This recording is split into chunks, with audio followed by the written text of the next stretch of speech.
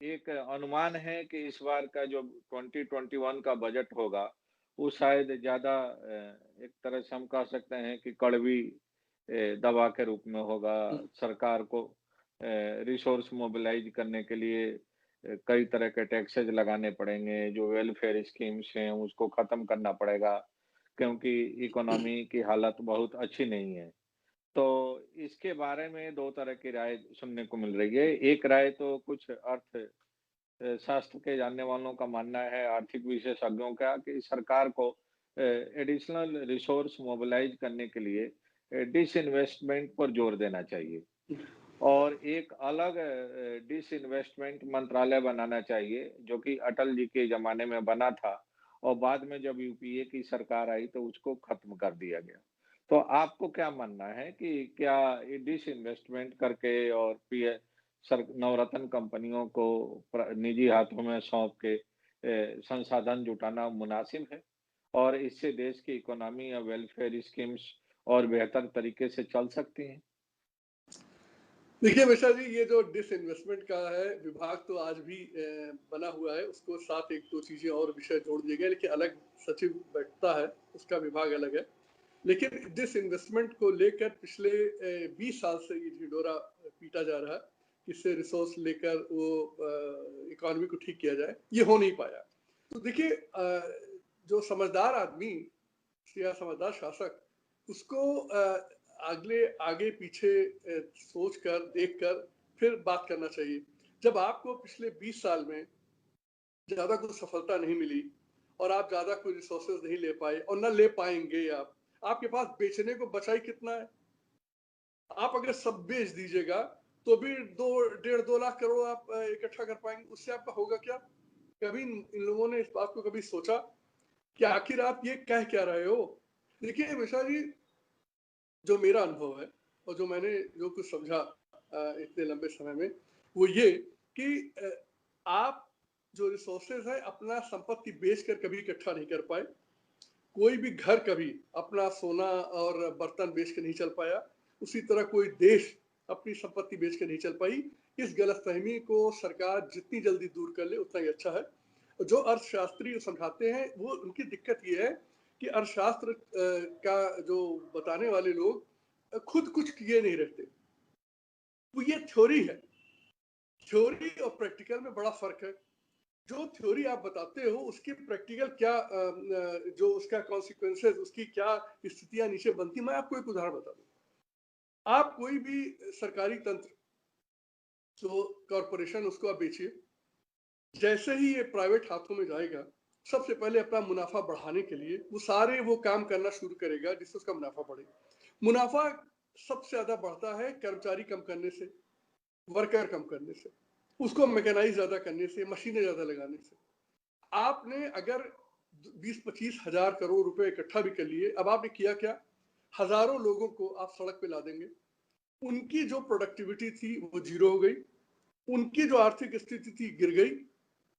इसके कॉन्सिक्वेंस, इसका जो प्रभाव है पूरी इकोनॉमी पे पड़ता है। इस बात को कैसे सत्ता में बैठे लोग अनदेखा कर देते हैं, ये मुझे आज तक समझ में नहीं आया। आप एक तरफ तो कहते हो हम रोजगार पैदा करने के लिए उद्योग लगाएंगे और दूसरी तरफ अपने उद्योगों को बेचकर लोगों को बेरोजगार कर देते हो। देखिए, मैं कभी इसके पक्ष में नहीं हूं कि जो सरकारी तंत्र घाटे में रहे। मिश्रा जी, मेरा अनुभव है कि सरकारी तंत्र घाटे में सिर्फ भ्रष्टाचार के कारण है और उस भ्रष्टाचार में हमारा राजनीतिक तंत्र और हमारा जो ब्यूरोक्रेटिक तंत्र पूरी तरह शामिल है। जिस दिन ये हमारे नेता बेईमानी बंद कर देंगे, ये कॉरपोरेशन ठीक चलने लगेंगे। आप ये सोचिए, क्या रुपया प्राइवेट सेक्टर में अलग लगता है, हमारे यहाँ अलग? क्या नोट अलग छपती है? नहीं, वही नोट है। क्या आदमी अलग है?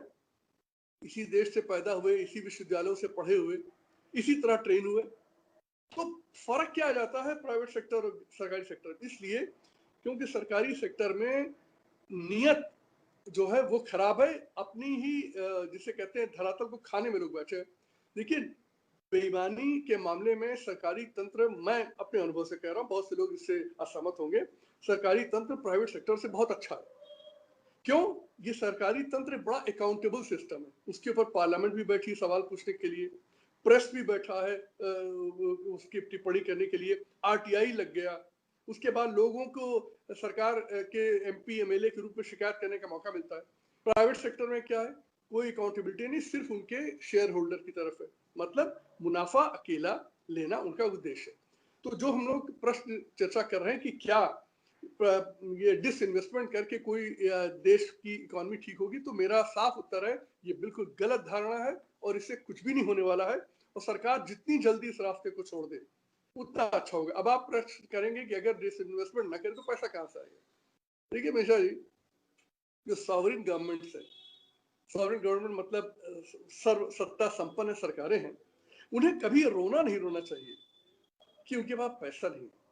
जिन सरकारों के पास नोट छापने की मशीन हो और नोट छापने की ताकत हो, उन्हें यह नहीं कहना चाहिए हमारे पास पैसा नहीं। ये आपकी अकुशलता है कि आपको समझ में नहीं आता कैसे किया जाए। देखिए दुनिया भर के जितने अर्थशास्त्री, सारे नोबेल लॉरेट्स जिनको इस विषय पर सारा सम्मान मिला, एक बात हमेशा कहते हैं कि डेफिसिट इकोनॉमी कभी गलत नहीं होती अगर आप जो पैसा अतिरिक्त आप जो पैदा कर रहे हैं उस पैसे को आप सिर्फ प्रोडक्टिव असेट इकोनॉमी को बढ़ाने में लगाएं, खैरात बांटने में ना लगाएं।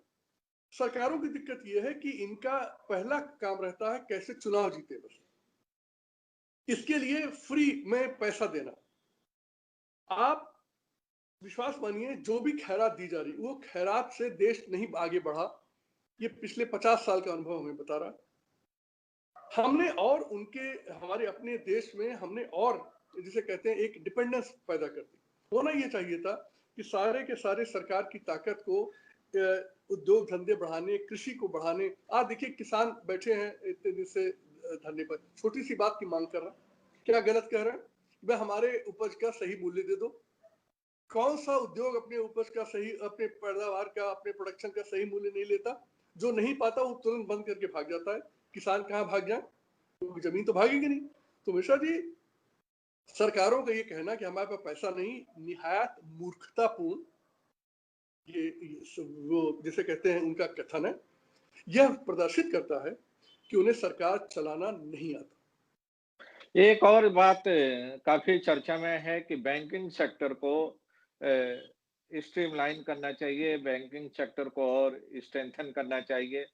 और बैंकिंग सेक्टर में जो पब्लिक सेक्टर एंटरप्राइजेज हैं, जो कि आए दिन इन्वेस्टिगेटिंग एजेंसीज के हम कह सकते हैं कि एक तरह से जद में रहती हैं, उनके ऊपर जांच का हमेशा तलवार लटकती रहती है। इसके वजह से उनका परफॉर्मेंस उतना बढ़िया नहीं है।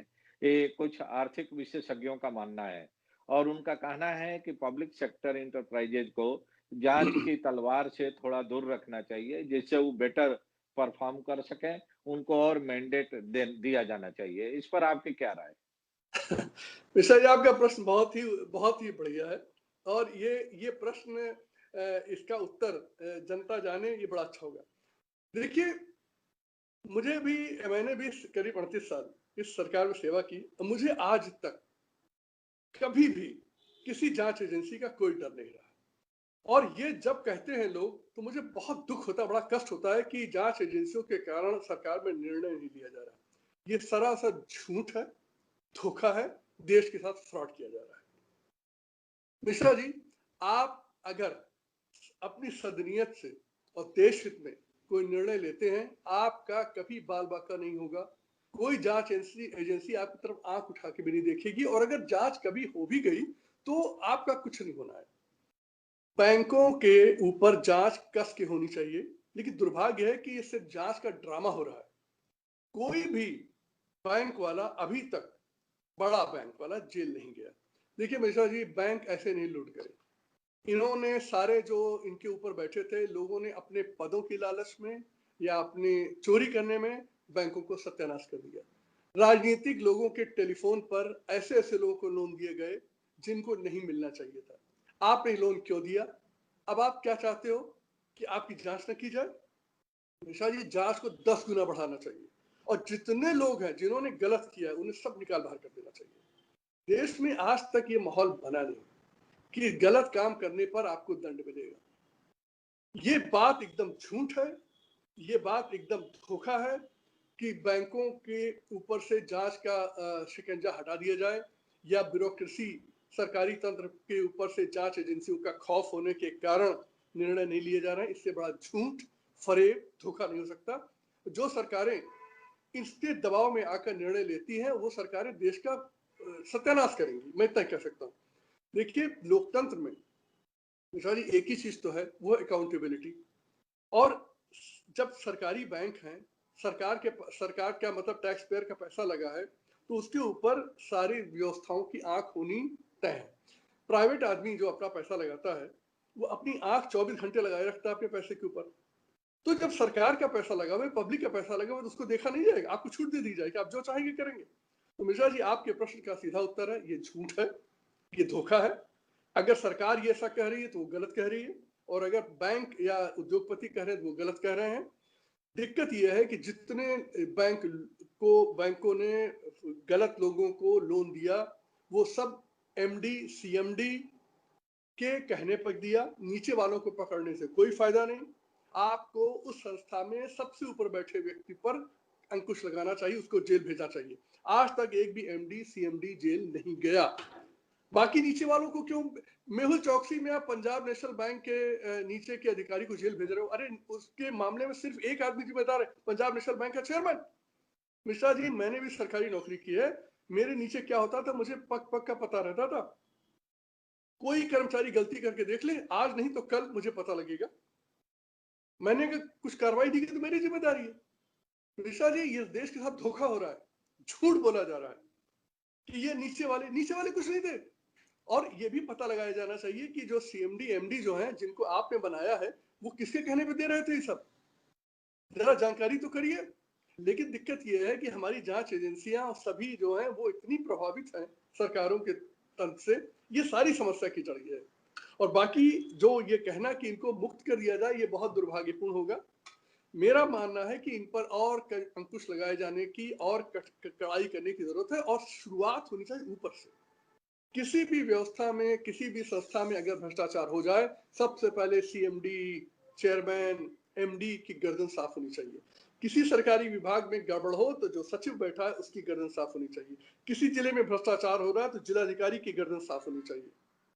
ये नहीं कि आप चपरासी बाबुओं को, छोटे लोगों को पकड़ के आप अंदर करते हैं। एक और सुझाव देखने को मिला है, जो पिछले इकोनॉमिक एडवाइजर थे इसी सरकार में, अब तो नहीं है, उनका एक अभी कुछ दिन पहले एक आर्टिकल आया था, लेख आया था, उसमें उन्होंने सुझाव दिया था कि जो मौजूदा सरकार है उसके फैसले तो अच्छे होते हैं, लेकिन एग्जीक्यूशन लेवल पर कमजोरी है।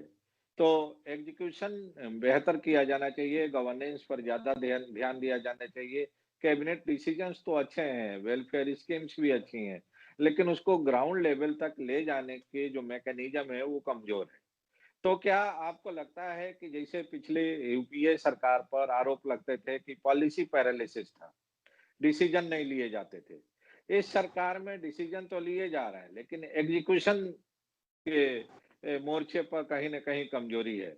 आप भी इस बात को महसूस करते हैं कि एग्जीक्यूशन में मौजूदा सरकार कमजोर है? मिश्रा जी, दोनों चीजें एक है। निर्णय लेना और एग्जीक्यूशन कराना एक सिक्के के दो पार्ट है। यह देश पुअर एग्जीक्यूशन, खराब उसके इम्प्लीमेंटेशन से सफर कर रहा है। और मिश्रा जी, इस प्रश्न पर जरा जाइए कि ये एग्जीक्यूशन खराब होता क्यों? ये इसका सीधा साधा कारण है कि भ्रष्टाचार हमारे तंत्र में नीचे से ऊपर तक एकदम जैसे कि लबालब भरा हुआ है। कौन किसको बोले? अधिकांश लोग तो चोरी में लगे हुए हैं, अधिकांश लोग तो अपना स्वार्थ सिद्धि कर रहे हैं, और शुरुआत इसकी ऊपर से होती है, राजनीतिक नेतृत्व से।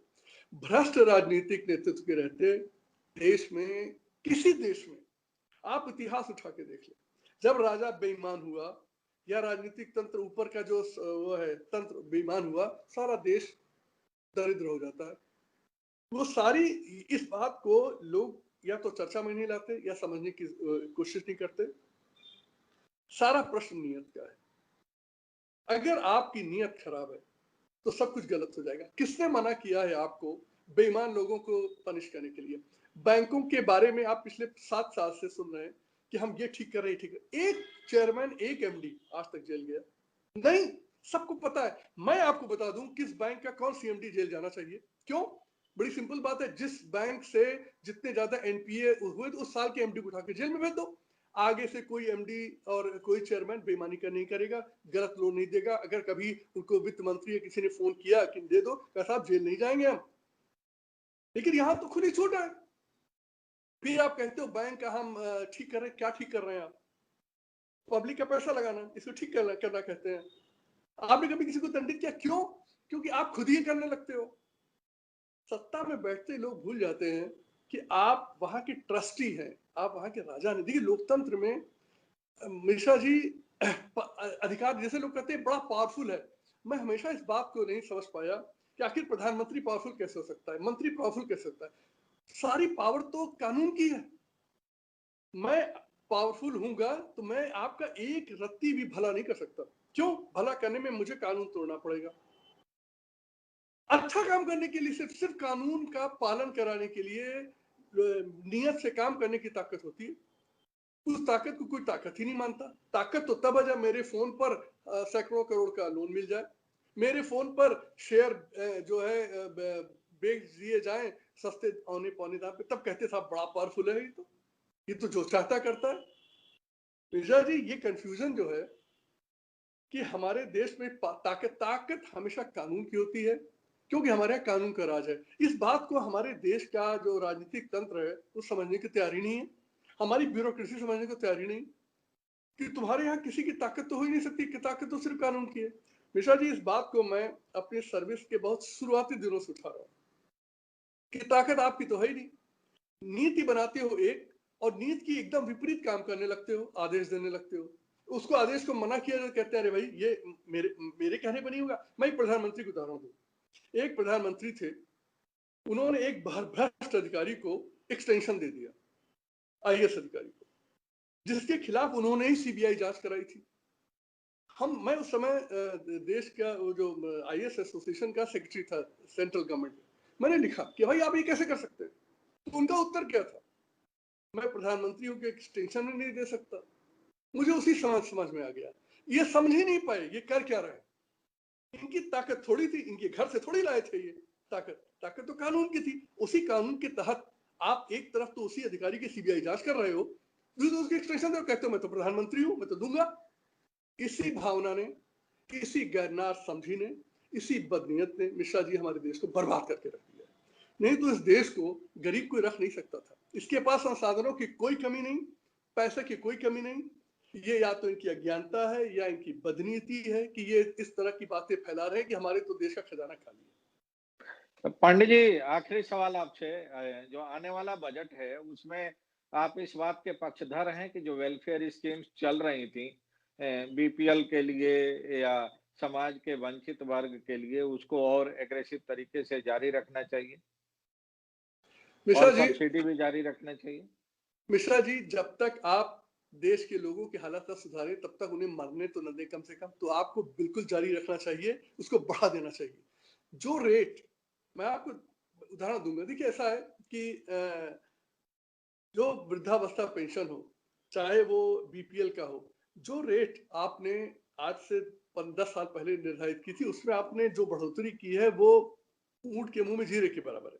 तो जरा इस बात को रियलिस्टिक देखिए कि आपने ही देखिए इन जो इतनी बड़ी भीड़ 30-40 करोड़ लोगों की, आपने गरीबों की जो अपने देश पर रख रखी है, वो आखिर उसके लिए जिम्मेदार कौन? आप ही लोग तो है जिम्मेदार।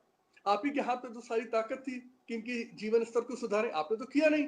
आप तो सुधारते रहे बड़े बड़े लोगों के जीवन स्तर को, उनके लिए बैंक के लोन खुले रहे। आप जरा बैंक में जाकर 5,000 का लोन देके दिखा दीजिए, आपकी नानी याद आ जाएगी। और यहाँ देखिए एक एक टेलीफोन करके हजारों हजार करोड़ का वो लोन हो जाता है और लेके भाग भी जाते हैं। तो मिश्रा जी बिल्कुल जारी रखना चाहिए। इसको लोग कहते हैं ये लेफ्ट की सोच है। अरे ये लेफ्ट राइट होता क्या है? ये लेफ्टिस्ट राइट, अरे लोगों के भला करना ही आपका काम है। सत्ता में आप बैठे हो लोगों भले के लिए। वो पॉलिसी लेफ्ट का चस्पा लगा दो, राइट का लगा दो, इससे कोई फर्क ही नहीं पड़ता। आप देश को दरिद्र बनाए रखो, उसके बाद उनको 100-100 200 रुपए की दे दो, आप लेफ्ट हो जाते हो। मिश्रा जी इस देश को बर्बाद करने में लेफ्ट उतना ही जिम्मेदार है जितना ये राइट। बंगाल में जहां पर इनकी इतनी लंबी सरकारें थी, सबसे दरिद्र प्रदेश है, आप कर क्या रहे थे? आप कौन सा वो दिखा रहे थे, आप वेलफेयर स्कीम चला रहे थे आप? क्या आपने पूरे के पूरे प्रदेश को एकदम बर्बाद करके रख रखा है? जो वहां के डेटा सबसे पीछे रहते हैं, ये कौन सा लेफ्ट, ये कौन सा राइट? मिश्रा जी, जो इज्म है, ये जनता को बेवकूफ बनाने के लिए, उनका बेवकूफ बना के उनका वोट लेने के लिए किया जाता है। करना धरना कुछ है, जो सरकारें आ जाए करती वही है। लेफ्ट के सहयोग से चलने वाली यूपीए सरकार भी डकैती कर रही थी, जो नहीं उनके समर्थन वो भी वही कर रही है। सारा देश 2G और कोल में लुट किसके समय में रहा था? आप बताइए, किसके समय में लुट रहा था? लेफ्ट का समर्थन था। तो वैसा जी, मैं किसी पार्टी के खिलाफ नहीं हूं, लेकिन मेरा ये कहना है कि ये सब क्यों बेवकूफ बनाते हो? जब मौका मिला तो आपने क्या लोगों की स्थिति सुधारी, बदल के रख दिया? मिश्रा जी, मेरा ये भी कहना है कि अगर आप अक्षम हैं तो आप उन कुर्सियों पे बैठते क्यों, जब आपकी बस का नहीं? मजा करने के लिए? ये कुर्सियां आपके ऐश करने के लिए बनी है। ये कुर्सियां जनता ने अपना अधिकार छोड़कर आपको रूलर बनाया था, अपने लिए बनाया था, आपके लिए नहीं बनाया था। बहुत बहुत धन्यवाद। Thank you. नमस्कार।